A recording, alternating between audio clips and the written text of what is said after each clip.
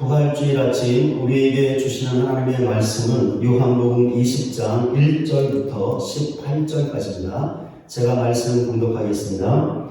안식 후 첫날 일찍이 아직 어두울 때 막달라 마리아가 무덤에 와서 돌이 무덤에서 옮겨진 것을 보고 시몬 베드로와 예수께서 사랑하시던 그 다른 제자에게 달려가서 말하되 사람들이 주님을 무덤에서 가져다가 어디 두었는지 우리가 알지 못하겠다 하니 베드로와 그 다른 제자가 나가서 무덤으로 갈새 둘이 같이 다름질 하더니 그 다른 제자가 베드로보다 더 빨리 달려가서 먼저 무덤에 이르러 굽으로 세마포 놓인 것을 보았으나 들어가지는 아니하였더니 시몬 베드로는 따라와서 무덤에 들어가 보니 세마포가 놓였고 또 머리를 쌌던 수건은 세마포와 함께 놓이지 않고 딴 곳에 쌌던 대로 놓였더라. 그때야 무덤에 먼저 갔던 그 다른 제자도 들어가 보고 믿더라. 그들은 성경에 그가 죽은 자 가운데서 다시 살아나야 하리라 하신 말씀을 아직 알지 못하더라. 이에 두 제자가 자기들의 집으로 돌아가니라. 마리아는 무덤 밖에 서서 울고 있더니 울면서 구부려 무덤 안을 들여다보니 흰옷 입은 두 천사가 예수의 시체되었던 곳에 하나는 머리편에 하나는 발편에 앉았더라. 천사들이 이르되 여자여 어찌하여 우느냐 이르되 사람들이 내 주님을 옮겨다가 어디 두었는지 내가 알지 못함이니이다. 이 말을 하고 뒤로 돌이켜 예수께서 서 계신 것을 보았으나 예수이신 줄은 알지 못하더라. 예수께서 이르시되 여자여 어찌하여 울며 누구를 찾느냐 하시니 마리아는 그가 동산 지기인 줄 알고 이르되 주여 당신이 옮겼거든 어디 두었는지 내게 이르소서 그리하면 내가 가져가리이다. 예수께서 마리아야 하시거늘 마리아가 돌이켜 이브리 말로 라보니 하니 이는 선생님이라는 말이라. 예수께서 이르시되 나를 붙들지 말라. 내가 아직 아버지께로 올라가지 아니하였노라. 너는 내 형제들에게 가서 이르되 내가 내 아버지 곧 너희 아버지 내 하나님 곧 너희 하나님께로 올라간다 하라 하시니 막달라 마리아가 가서 제자들에게 내가 주를 보았다 하고 또 주께서 자기에게 이렇게 말씀하셨다 이르니라. 아멘.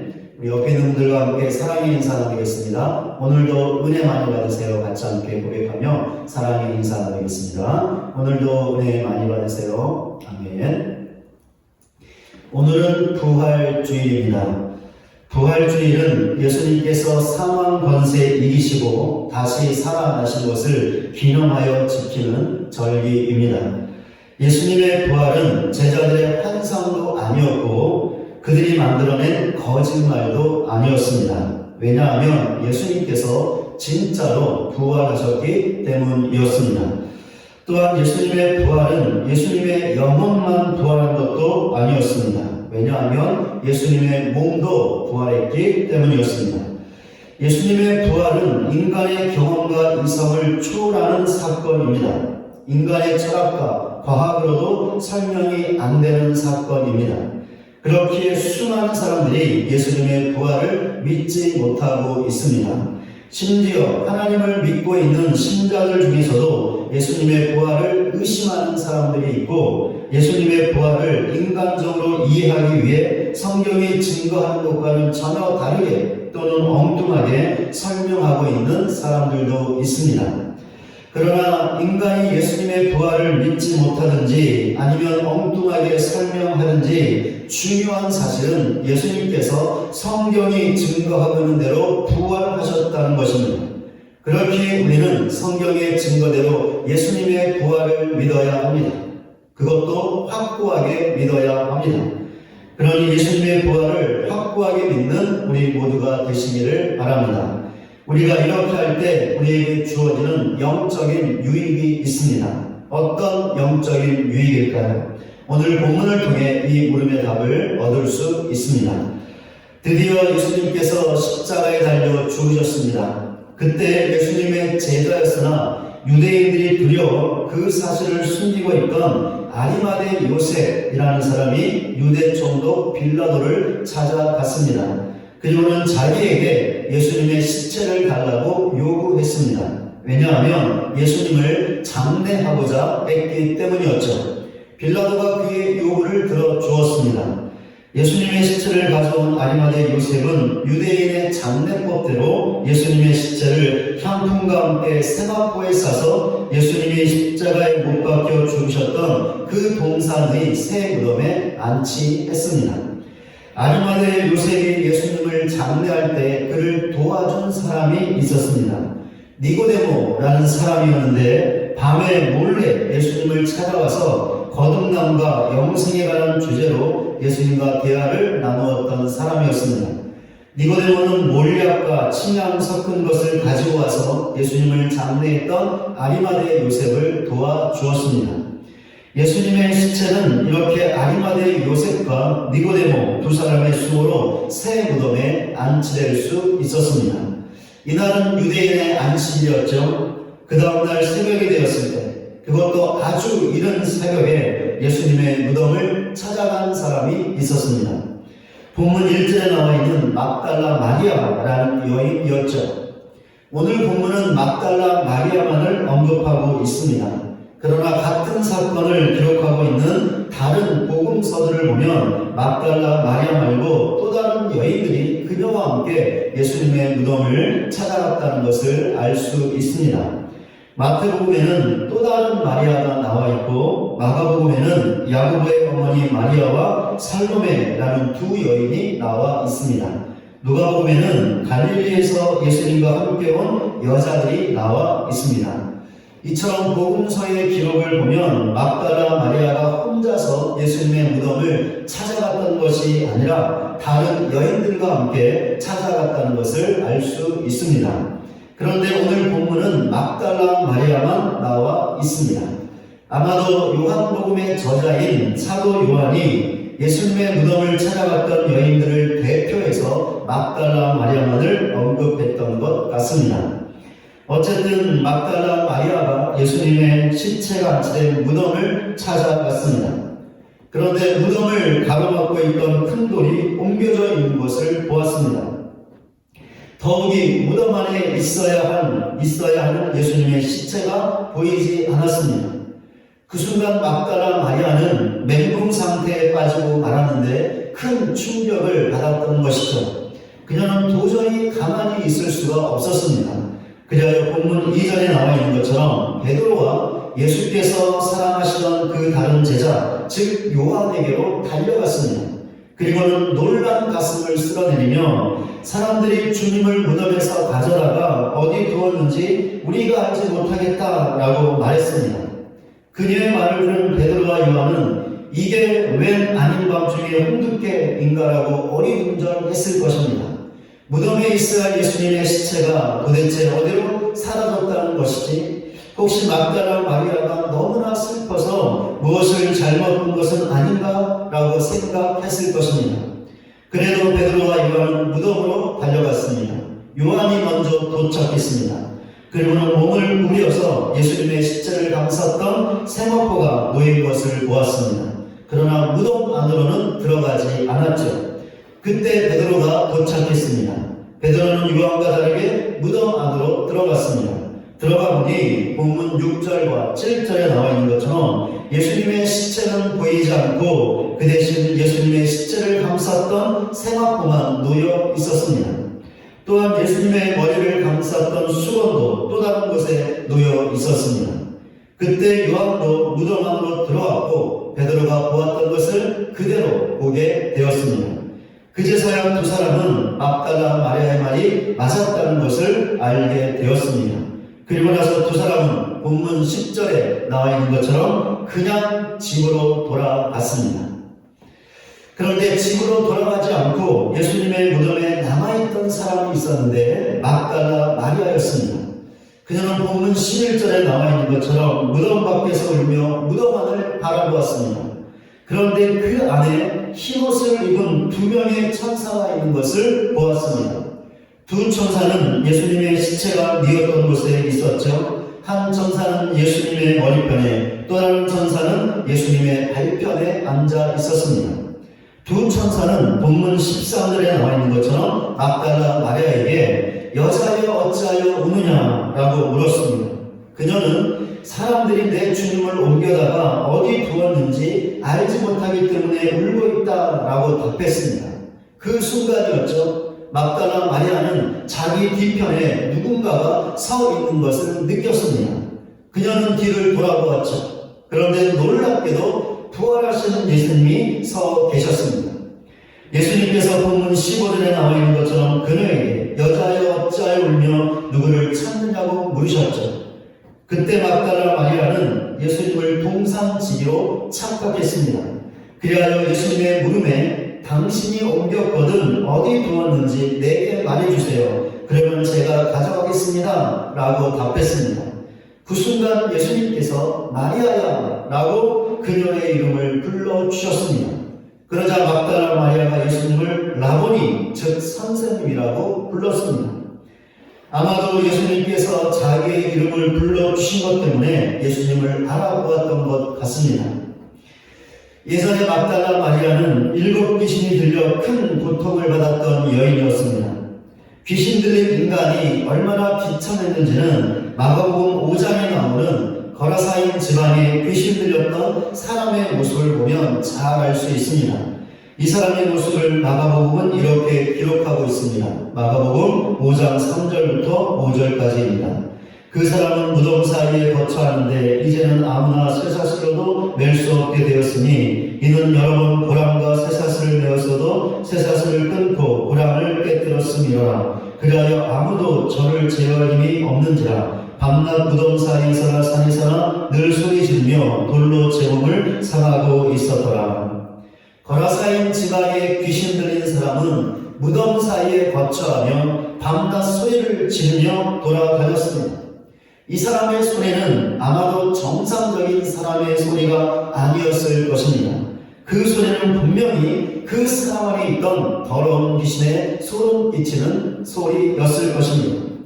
더욱이 이 사람은 돌로 자기 몸을 상의하고 있었습니다. 그렇기에 이 사람의 몸에서는 언제나 피가 흐르고 있었을 것이고 상처투성이였을 것입니다. 마을 사람들은 이 사람이 너무나 불쌍해서 어떻게 해서든지 도와주려고 했습니다. 심지어 그 사람을 잡아다가 고랑과 쇠사슬로 메어보기까지 했습니다. 그러나 헛수고였죠. 귀신 들린 사람이 고랑과 쇠사슬을 깨트려버렸기 때문이었습니다. 그러자 마을 사람들도 더 이상 어떻게 할 수가 없었습니다. 왜냐하면 그 어떤 힘으로도 그 사람을 제어할 수 없었기 때문이었죠. 그러니 그 사람의 상태가 어땠을까요? 과연 정상적인 사람의 모습이었을까요? 아니요. 이 사람의 모습은 거의 짐승에 가까웠을 것입니다. 이 사람이 왜 이처럼 비참하게 되었던 것일까요? 더러운 귀신에 사로잡혔기 때문이었죠. 그 사람을 사로잡고 있던 더러운 귀신이 그의 인생을 망가뜨리고 짐승과 같은 비참한 삶을 살게 했던 것입니다. 아마 막달라 마리아가 이 사람과 비슷했을 것입니다. 왜 그렇습니까? 더러운 귀신이, 그것도 7 귀신이 그녀를 사로잡고 있었기 때문이었죠. 그렇기에 막달라 마리아도 큰 고통 가운데 살았을 것이 분명합니다. 그런데 어느 날 예수님을 만나게 되었죠. 예수님은 막달라 마리아를 불쌍히 여겨주셨습니다. 그녀를 붙잡고 있던 더러운 7 귀신을 내쫓아 주셨습니다. 그때 막달라 마리아는 잠시 정신을 잃고 쓰러졌지만 잠시 후에 정신을 차리고 다시 일어섰습니다. 그녀는 놀란 얼굴을 하고 있던 수많은 사람들이 자기 주위에 서 있는 것을 보았습니다. 그리고는 도대체 나에게 무슨 일이 일어나는 거야? 라고 생각하며 어리둥절해하고 있었습니다. 바로 그때 예수님께서 마리아야 라고 그녀의 이름을 불러주셨죠. 그 순간 그녀는 자기의 이름을 불러주신 예수님의 음성에서 주님의 긍휼하심과 인자하심을 그리고 깊은 사랑을 느꼈습니다. 그러자 막달라 마리아의 두 눈에서 뜨거운 감격과 감동의 눈물이 흘렸고 그녀의 마음이 뜨거워졌습니다. 그녀는 바로 그 자리에서 예수님을 믿고 따를 것을 결단했고 예수님의 신실한 제자가 되었습니다. 그렇기에 막달라 마리아는 마리아야 라고 자기 이름을 불러주신 예수님의 그 사랑의 음성을 평생 동안 절대로 잊을 수가 없었습니다. 그런데 그녀가 그 예수님의 음성을 다시 들었습니다. 마리아야 라고 자기 이름을 불러주신 절대로 잊을 수 없는 그 사랑의 음성을 다시 들었던 것이죠. 어디에서 들었습니까? 예수님의 무덤 안에서 들었습니다. 누구에게 들었죠? 예수님에게 직접 들었습니다. 그렇기에 막달라 마리아는 자기 이름을 불러주신 분이 바로 예수님이었다는 것을 분명하게 알았을 것입니다. 이렇게 그녀는 예수님의 무덤 안에서 부활하신 예수님을 만난 것이었습니다. 막달라 마리아는 너무나 기뻤습니다. 그래서 자기도 모르게 예수님을 만지려고 했던 것 같습니다. 이런 사실은 예수님께서 본문 17절에 나와 있는 것처럼 나를 붙들지 말라 내가 아직 아버지께로 올라가지 아니하였다 라고 말씀하시며 그녀의 행동을 제지하셨던 것을 통해 알 수 있습니다. 예수님께서는 그녀에게 한 가지 당부의 말씀을 하셨습니다. 본문 17절에 나와 있는 것처럼 내 형제들에게 가서 내가 본 내 아버지 곧 너희의 아버지 내 하나님 곧 너희 하나님께로 올라간다 라고 전하라는 것이었습니다. 막달라 마리아는 예수님의 제자들에게로 갔습니다.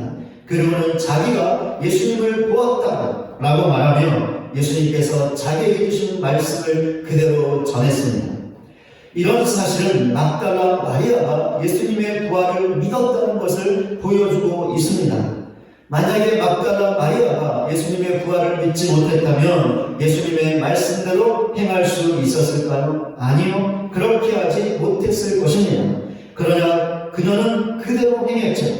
예수님께서 제자들에게 전하라고 하신 말씀 그대로 정확하게 전달했던 것입니다. 그녀가 예수님의 부활을 믿었기 때문이었습니다.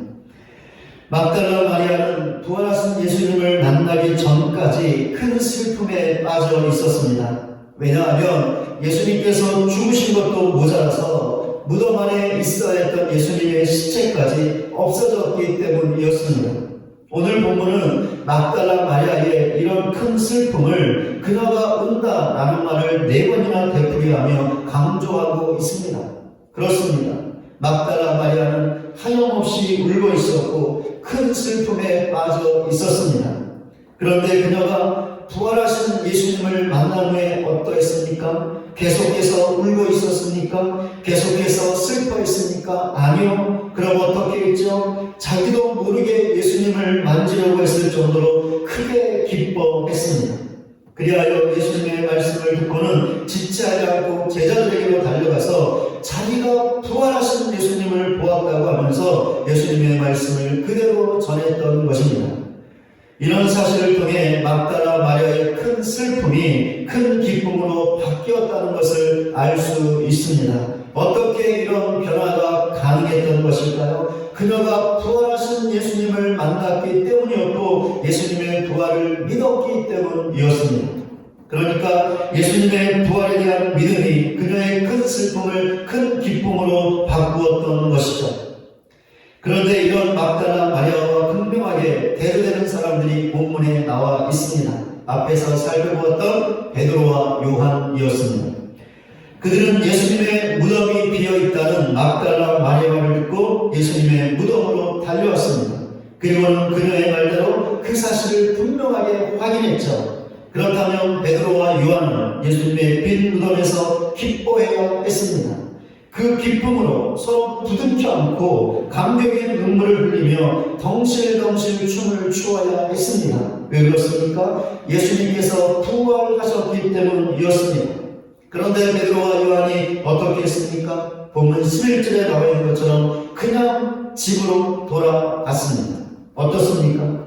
이런 이들의 모습에서 기쁨을 찾아볼 수 있습니까? 감격과 감동을 찾아볼 수 있습니까? 아니요. 전혀 찾아볼 수 없죠. 그 대신 그냥 집으로 돌아갔다는 너무나 몸이 건조한 객관적인 사실만을 찾아볼 수 있습니다.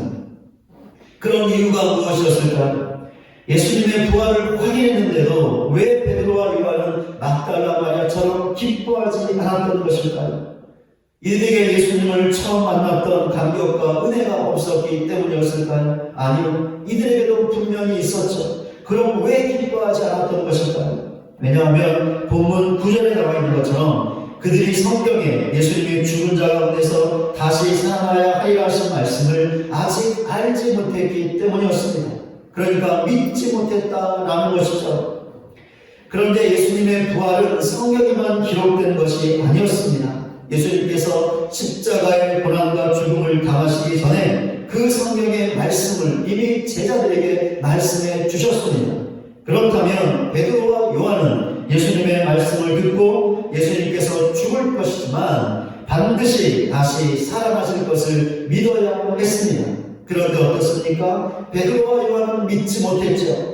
그렇기에 부활의 현장에 있었음에도 불구하고 너무나 기쁘고 영광스러운 그 현장에 있었음에도 불구하고 그냥 너무나 몸이 건조하게 집으로 돌아갔던 것입니다. 막달라 마리아와 너무나 대조되는 모습이 아닐 수가 없습니다. 여기에서 설교 처음에 했던 질문에 답을 할 수 있습니다. 어떤 질문이었죠? 예수님의 부활을 확고하게 믿으면 얻을 수 있는 영적인 유익이 무엇인가? 라는 질문이었죠. 이 질문을 다르게 하면 부활하신 예수님을 믿으면 주어지는 영적인 유익이 무엇인가? 라고 할 수 있습니다. 그럼 답이 무엇일까요? 역전의 은혜를 경험하게 된다는 것입니다. 요한은 다른 제자들과 달리 예수님께서 십자가에 달려 죽으실 때 그 현장에 있었습니다. 다른 제자들은 모두 예수님을 버리고 도망쳤지만 요한은 십자가에 처형 그 자리까지 끝까지 동행했습니다. 그렇게 요한은 예수님께서 얼마나 처참하게 죽었는지 그 모든 과정을 처음부터 끝까지 다 지켜보았습니다. 그러니 요한도 막달라 마리아만큼이나 큰 슬픔에 빠져 있었을 것입니다. 베드로는 예수님 때문에 죽는 것이 무서워서 예수님을 모른다고 부인했죠. 그것도 예수님을 저주까지 하면서 3번씩이나 강력하게 부인했습니다. 바로 그때 닭이 물었죠. 그러자 베드로는 내가 닭 울기 전에 나를 3번 부인할 것이다 라는 예수님의 말씀이 생각나서 심히 통곡했습니다. 그러니 베드로도 막달라 마리아만큼이나 큰 슬픔에 빠져 있었을 것입니다. 이처럼 막달라 마리아와 베드로 그리고 요한은 예수님의 죽음으로 인하여 큰 슬픔에 빠져 있었습니다. 그런데 막달라 마리아는 큰 슬픔이 큰 기쁨으로 역전되는 은혜를 경험했습니다. 이유가 무엇이었습니까? 예수님의 부활을 믿었기 때문이었습니다. 그러나 베드로와 요한은 예수님의 빈 무덤을 보았고 예수님의 부활을 확인했음에도 불구하고 여전히 큰 슬픔에 잠긴 채 그냥 집으로 돌아가고 말았습니다. 이유가 무엇이었습니까? 예수님의 부활을 믿지 못했기 때문이었습니다. 물론 나중에 베드로와 요한도 예수님의 부활을 믿죠. 그러나 지금은 아니었습니다. 그렇게 큰 슬픔이 큰 기쁨으로 바뀌는 역전의 은혜를 경험할 수 없었던 것입니다. 우리가 이 세상을 살다 보면 여러 가지 상황들 가운데 진간할 때가 있습니다. 그런데 그 상황들이 다 좋은 것이 아니죠. 때로는 우리가 처한 상황 때문에 슬퍼할 수 있고 고통당할 수도 있다는 것입니다. 우리가 처한 상황 때문에 낙심할 수 있고 절망할 수 있고 의심할 수 있고 염려할 수 있고 원망하고 불평할 수 있다는 것이죠. 이럴 때 우리는 역전의 은혜를 경험할 수 있습니다. 반드시 그럴 수 있습니다. 어떻게 해야 역전의 은혜를 경험할 수 있는 것일까요? 부활하신 예수님을 확고하게 믿고 그 믿음으로 부활의 예수님을 만나는 것입니다. 기도를 통해서 만나고 예배를 통해서 만나는 것입니다. 이렇게 하면 우리의 슬픔이 기쁨으로 바뀌는 역전의 은혜를 경험할 수 있습니다. 우리의 낙심이 담대함과 용기로 바뀌는, 우리의 절망이 소망으로 바뀌는 역전의 은혜를 경험할 수 있습니다. 우리의 의심이 믿음으로 바뀌는, 우리의 불평과 원망이 감사로 바뀌는 역전의 은혜를 경험할 수 있고, 우리의 염려가 평강으로 바뀌는 역전의 은혜를 경험할 수 있습니다. 반드시 경험할 수 있습니다. 우리가 잘나서 우리에게 능력이 있어서 역전의 은혜를 경험하는 것이 절대로 아니죠. 우리가 예수님의 부활을 믿는 그 믿음 때문에 역전의 은혜를 경험할 수 있는 것입니다. 바로 이것이 부활의 믿음이 갖고 있는 믿음의 능력입니다. 그러니 이런 사실을 반드시 알고 예수님의 부활을 확고하게 믿는 우리 모두가 되시기 바랍니다. 세상 사람들이 모두 의심하고 믿지 못한다 하더라도 우리만큼은 확고하게 믿으시기 바랍니다. 그리하여 부활의 믿음의 능력으로 역전의 은혜를 경험할 수 있는 우리 모두가 되시기를 주님의 이름으로 간절히 소원합니다. 말씀을 맺겠습니다. 우리는 몸이 아프면 병원에 가죠. 병원에 가서 의사의 진료를 받고 처방전에 따라 약을 받아 먹습니다. 그러면 웬만한 작은 병들은 다 고침을 받죠. 심지어 암과 같은 중한 질병도 고침받을 수가 있습니다. 그렇다면 우리의 영혼이 병들었을 때 우리는 어떻게 해야 할까요?